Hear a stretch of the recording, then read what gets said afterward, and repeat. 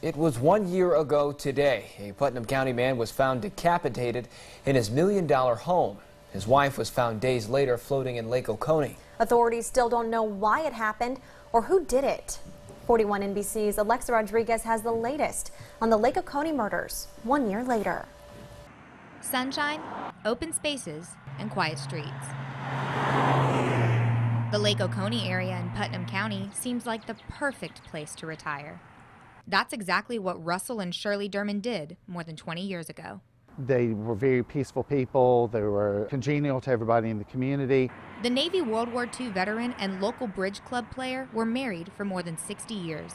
They had 4 children and led a simple life. They'd be the last couple you would expect something like this to happen to. Last year, the Dermans RSVP'd to a Kentucky Derby party. It confirmed in the neighborhood they were going, they didn't. After not seeing the couple for a few days, a friend went to check on them at their Great Waters Reynolds Plantation home. We found Mr. Derman's body there. It had been decapitated.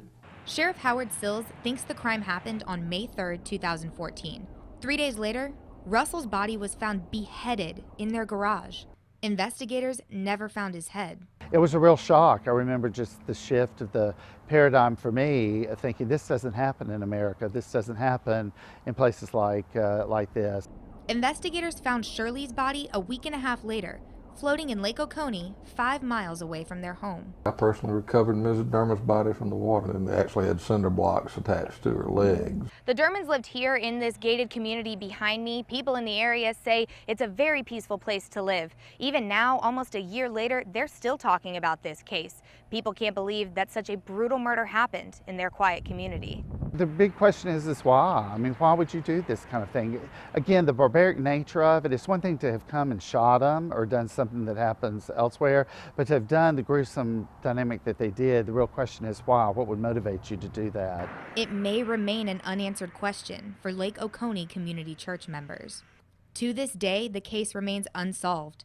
Sheriff Howard Sills remembers everything being in its place inside the home. There was no sign of forced entry. I personally believe that it was some sort of robbery or extortion. I don't believe it's local. I believe more than one person was involved. And whoever it was, they knew. Sheriff Sills often revisits the evidence he's gathered and continues to interview people. We went through thousands of phone records, thousands of bank records, thousands of brokerage records. I've got some evidence that I'm not going to speak about. None of it is the key piece Sheriff Sills needs. He still doesn't know who killed the elderly couple. He does have a person of interest, but there isn't enough evidence to label him or her as a suspect. Anything that we thought might yield a suspect or somebody that had a problem with the Dermans, and we've not yet identified anybody. Have you guys been getting any new leads recently? No, we haven't. Devastating news to the people who knew the Dermans. We're now having to live with an unanswered question, and we as human beings really have a hard time with unanswered questions. And the reality is we may have to live with this for the rest of our lives. Sheriff Sills calls this one of the most trying and frustrating cases of his career, but he isn't calling it cold. We don't do closed and open. Okay? It's either solved or it's not solved. He's dedicated to this case and won't stop until the killer is caught. What would you want to say to the person that did this? You have the right to remain silent. Anything you say could be used against you in a court. Until that day, the Dermans' church friends still pray for answers. In Putnam County, Alexa Rodriguez, 41 NBC News. There's still a $55,000 reward for anyone who gives a tip that leads to the arrest and conviction of the couple's killer or killers.